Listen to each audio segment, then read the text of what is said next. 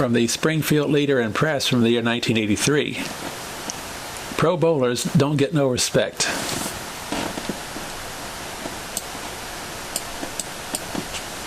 Professional bowlers.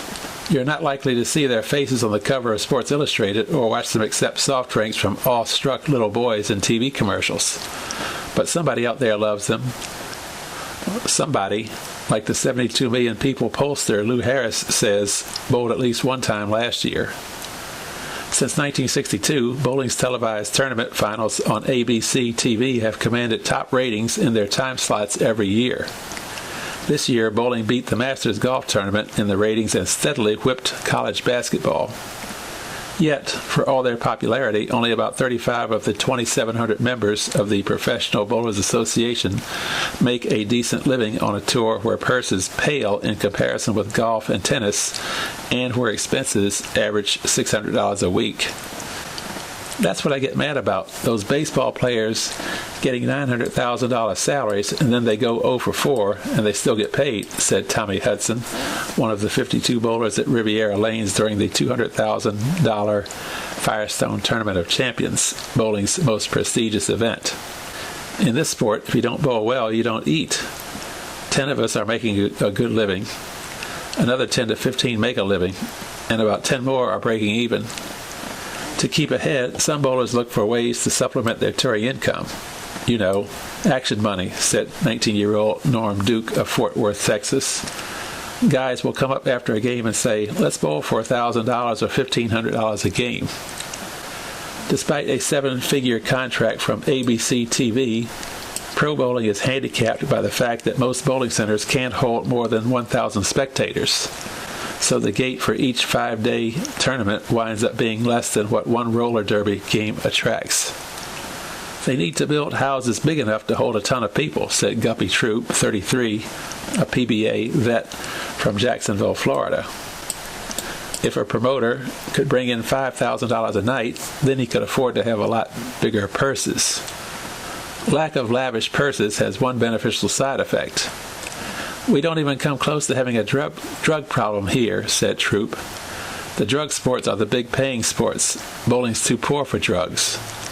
So why do bowlers plug away on a tour that calls for a nomadic lifestyle that makes traveling salesmen look sedentary by comparison?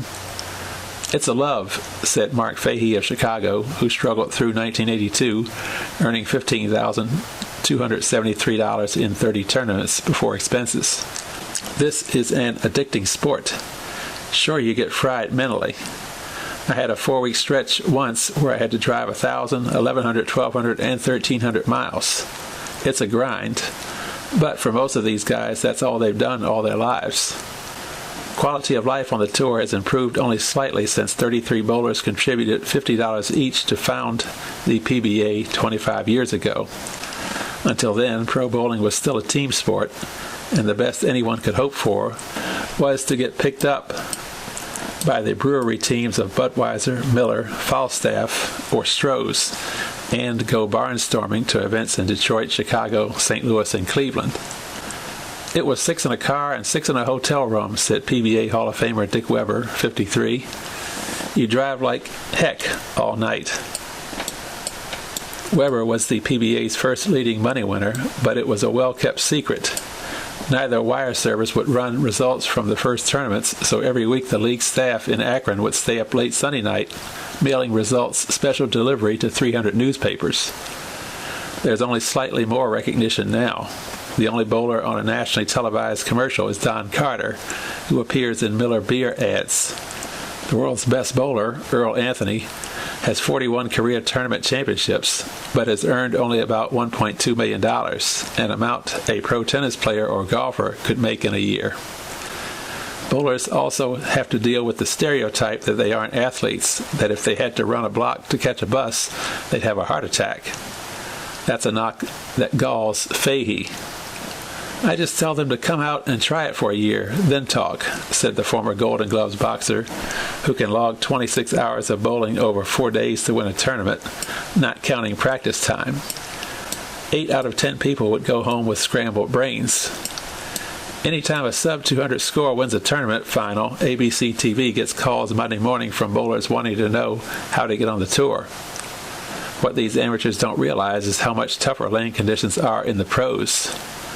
There are about 1,000 bowlers nationally who average 230 or better in league play, where lanes might go 3 years without being resurfaced. On the PBA Tour, lanes are checked and oiled each week, preventing a track or wall from being worn onto the lane that will help lead the ball to the pocket. In response to tough lane conditions, bowling has undergone a technological revolution. In the Tour's early days, 25-year vet Carmen Salvino carried comic books around in a bag.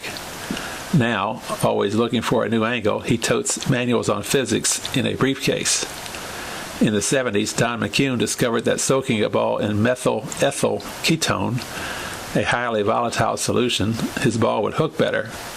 Until the soaker was banned, everyone had a bucket of that stuff outside their room.